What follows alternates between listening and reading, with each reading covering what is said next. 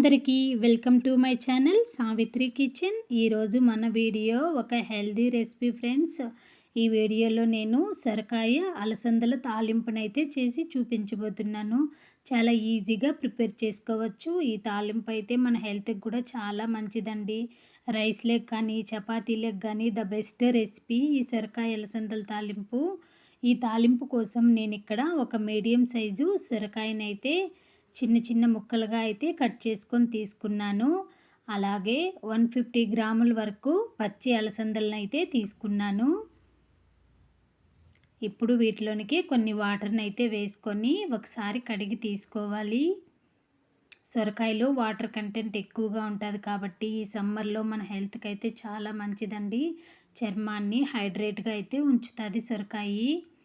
ఇప్పుడు వీటిని కడిగిన తర్వాత ఒక పాత్రలోకి కానీ లేదంటే ఒక పెనంలోకి కానీ వేసుకొని ఒక గ్లాసు వాటర్ని అయితే వేసుకొని మీడియం ఫ్లేమ్ మీద ఒక 15 నిమిషాల పాటు ఉడికించుకోవాలి. సొరకాయలో వాటర్ కంటెంట్ ఎక్కువగా ఉంటుంది కాబట్టి తక్కువ వాటర్ని వేసుకుంటే సరిపోతుందండి. మనకి ఉడికేటప్పుడు సొరకాయ నుంచి కూడా మనకి వాటర్ అనేది రిలీజ్ అవుతుంది. 15 నిమిషాల తర్వాత చూసారా చాలా మెత్తగా అయితే ఉడికిపోయినాయి. ఇప్పుడు మన టేస్ట్కి సరిపడు రాళ్ళ ఉప్పుని లేదంటే సాల్ట్ని కానీ వేసుకొని మరొకసారి కలుపుకొని లో ఫ్లేమ్ మీద మరో 4-5 నిమిషాల పాటు ఉడికించుకున్నామంటే మనం వేసుకున్నటువంటి ఉప్పు అయితే ఈ గింజలకు సొరకాయ ముక్కలకు బాగా పట్టుతుంది.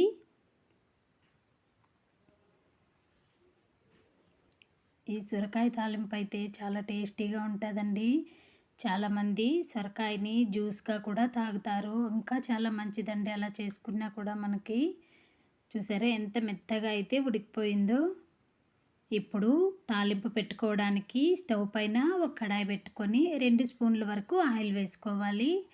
ఆయిల్ బాగా వేడెక్కిన తర్వాత పోపు దినుసులు అయితే వేసుకొని అవి చిటపటలాడిన తర్వాత 2 ఉల్లిపాయలను అయితే సన్నగా కట్ చేసుకొని అయితే వేసుకోవాలి.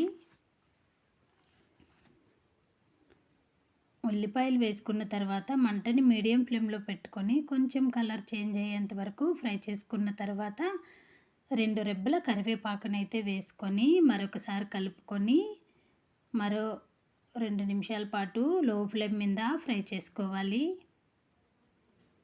ఆనియన్స్ కొంచెం గోల్డెన్ బ్రౌన్ కలర్లోకి వచ్చిన తర్వాత మనం ఉడికించుకున్నటువంటి సొరకాయ అలసందలను అయితే వేసుకోవాలి.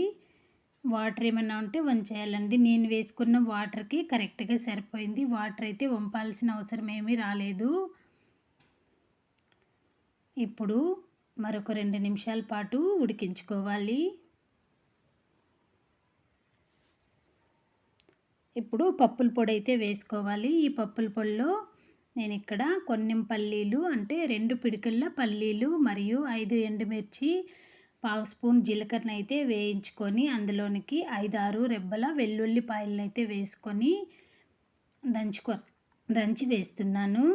ఈ పొడి అయితే నేను ముందుగానే ప్రిపేర్ చేసుకున్నాను కాబట్టి చూపించలేదండి. ఇప్పుడు ఒకసారి బాగా కలుపుకొని మరో 2 నిమిషాలు ఉడికించుకున్నామంటే సరిపోతుంది. Thanks for watching.